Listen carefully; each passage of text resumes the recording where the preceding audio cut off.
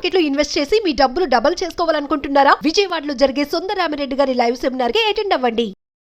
Hello Ram గారు. Hi నారాజ్. మనిషి మనసు ఎప్పుడు ఒక చోటు ఉండదండి. అంటే ఇవాళ ఒక గోల్ పెట్టుకుంటే రేపు ఇంకోటి బాగుందంటే ఇంకా దాని మీదకి ఆటోమేటిక్గా వెళ్ళిపోతూ ఉంటుంది. ఇవాళ ఈ పని చేద్దాం అనుకుంటే సెకండ్ గ్యాప్లో ఇంకేదైనా థాట్ వస్తే దాని మీదకి వెళ్ళిపోతూ ఉంటుంది. అండ్ ఈవెన్ నేను కూడా ప్రాక్టికల్గా నా లైఫ్లో ఇది చేసేదే చెప్తున్నాను. కొన్నిసార్లు ఒక మీటింగ్లో మనం ఇన్వాల్వ్ అయ్యి ఉంటే జస్ట్ 5 minutes అని అంటాను. ఆ 5 minutes కాస్త 1 hour అవుతుంది. ఆ 1 hour నుంచి బయటకు వచ్చిన తర్వాత చూస్తే చుట్టుపక్కల ఇంకో 10 పనులు కనిపిస్తూ ఉంటాయి. ప్రయారిటైజ్ కూడా చేసుకోలేని పరిస్థితి ఉంటుంది. గోల్ కూడా అంతే. కొన్నిసార్లు ఒకటి అనుకుని చేస్తామంటే 10-15 రకాలు కనిపిస్తుంటాయి. బట్ ఆ కన్సిస్టెన్సీ ఎక్కడ మెయింటైన్ చేయాల్సిన అంటే కన్సిస్టెన్సీ ఎక్కడ కనిపించదు.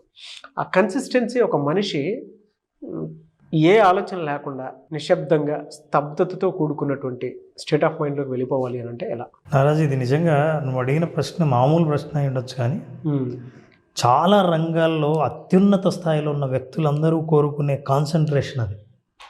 నిజానికి మహాభారతంలో ధర్మరాజును యక్షుడు ప్రశ్నలు అడుగుతాడు.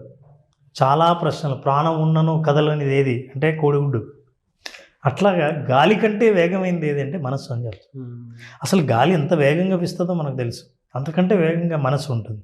అంటే మనస్సు చంచలమైంది. మనస్సు మారుతూ ఉంటుంది, కదులుతూ ఉంటుంది. కదులుతూ ఉన్నప్పుడు ఒక చోటు నుంచి ఇంకో చోటుకి కదులుతున్నప్పుడు ఒక చోట ఆలోచన ఏదో రెండో చోట కదిలిన చోటుకి ఇంకో ఆలోచన ఉండే అవకాశం చాలా ఉంది. ఫర్ ఎగ్జాంపుల్, ఒక సన్నని గీత ఉంటుంది నారాజు.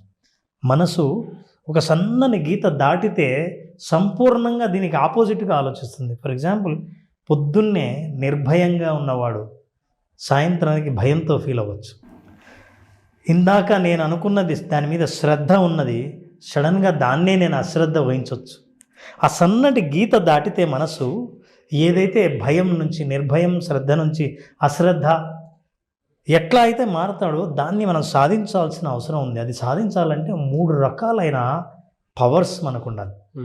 పవర్ అంటే అదేదో చాలా పెద్దదని అనుకుంటాం. 3 రకాలైన ఎడ్యుకేషన్ మీద, నాలెడ్జ్ మీద ఫోకస్ చేయగలిగితే మనం అద్భుతంగా సాధించవచ్చు. నెంబర్ 1, సంకల్ప శక్తి. నాకు ఏం కావాలో గట్టిగా సంకల్ప శక్తి ఉండాలి. శక్తి అంటే మళ్ళీ ఇదేదో మన చేతిలో ఉండేది కాదే అనుకోవచ్చు. చిన్నగా ఎట్లా సాధించవచ్చు అంటే సంకల్ప శక్తి. నేను ఈరోజు స్వీట్ తినకూడదు అనుకున్నాను, నాన్ వెజ్ మానేయాలనుకున్నాను, రైస్ తినకూడదు అనుకున్నాను. అంటే చాలామంది ఆలోచన కాబట్టి నేను అనుకున్నాను. లేదా పొద్దున్నే లేవాలని అనుకున్నాను.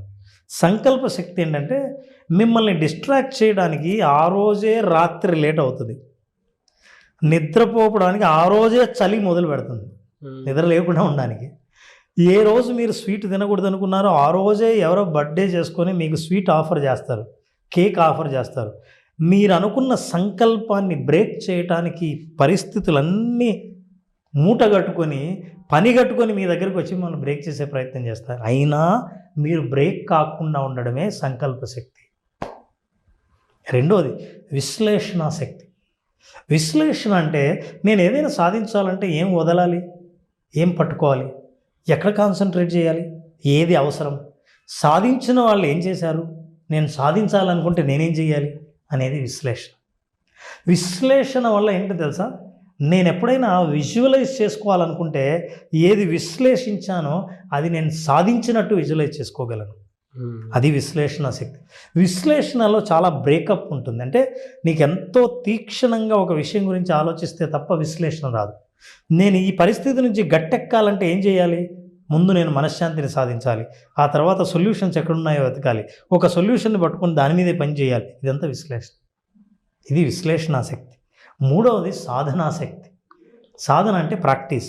నువ్వేం చేయాలనుకున్నావు రోజు కొంత సమయం కేటాయించి సాధించు. సాధించడం అంటే ఏంటి? ప్రాక్టీస్ చేయడం.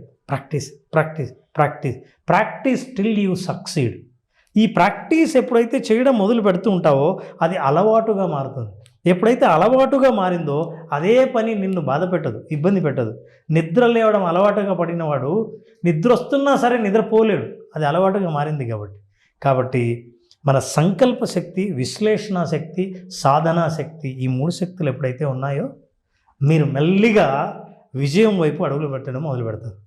ఈ 3 శక్తులు ఏం చేస్తాయంటే మనసు అటు ఇటు పారిపోకుండా, అనవసరమైన విషయాల మీద కాన్సన్ట్రేట్ చేయకుండా, అవసరమని తెలిసినా వాటి మీద శ్రద్ధ చూపలేని బలహీనత నుంచి బయటపెట్టేటట్టు ఈ శక్తులన్నీ 3 మిమ్మల్ని ఈ మనసు ఉదయం ఏం ఆలోచించావో, మధ్యాహ్నం ఏం ఆలోచించగలవో, సాయంత్రానికి కూడా అదే ఆలోచనను పట్టి ఉంచుకునే గట్టిగా ఉన్న పట్టుదల శక్తిని కూడా మేము పొందగలం.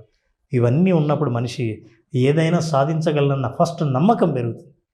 నమ్మకం ఎప్పుడైతే పెరుగుతుందో తను ఇన్వెస్ట్ చేసే టైం ఏదైతే ఉందో, సమయం దేని మీద గడుపుతున్నాడో అది ఖచ్చితంగా నువ్వు సాధించే లక్ష్యం వైపే అది ఉంటుంది.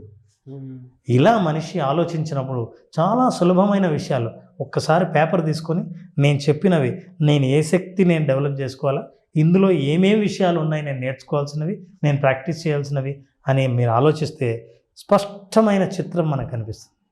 ఈ చిత్రాన్ని నేను కనుక విజువలైజ్ చేసుకోగలిగితే, అంటే నేను ఎలా విశ్లేషిస్తున్నానో, ఎలా సాధిస్తున్నానో, ఎలా గట్టిగా ఒక ఆలోచనను పట్టుకొని అటు ఇటు దారి తప్పకుండా ఒకే ఆలోచన పట్టుకొని ఉండగలుగుతున్నాను అని నేను విజువలైజ్ చేయగలిగితే, దృశ్యీకరించుకోగలిగితే, భవిష్యత్తు నిర్మాణం చేసుకోగలిగితే, ఆ నిర్మాణం చేసుకున్న నా ఆలోచన నన్ను అదే నిర్మాణం వైపు నడిపిస్తుంది, అక్కడికే వెళ్ళేటట్టు చేస్తుంది.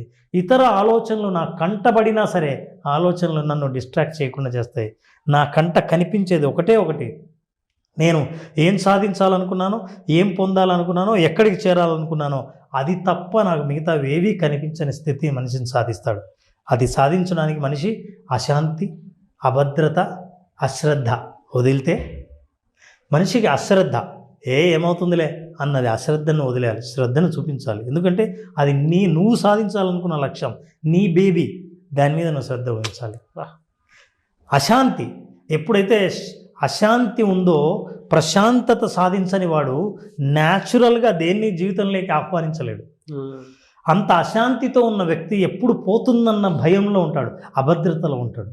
ఈ అభద్రతను వదిలేసి, అశాంతిని వదిలేసి శ్రద్ధను నువ్వు గనక నీ సొంతం చేసుకోగలిగితే, నువ్వు ఏదైనా ఇది నాదే అనే ధైర్యం నీకు రావడమే కాదు, నీ 2 చేతులు ఎప్పుడైతే నువ్వు చాస్తావో, ఈ 2 చేతుల చేత నీకు కావాల్సిన దాన్ని నువ్వు ఈజీగా నీ జీవితంలోకి ఆహ్వానిస్తావు.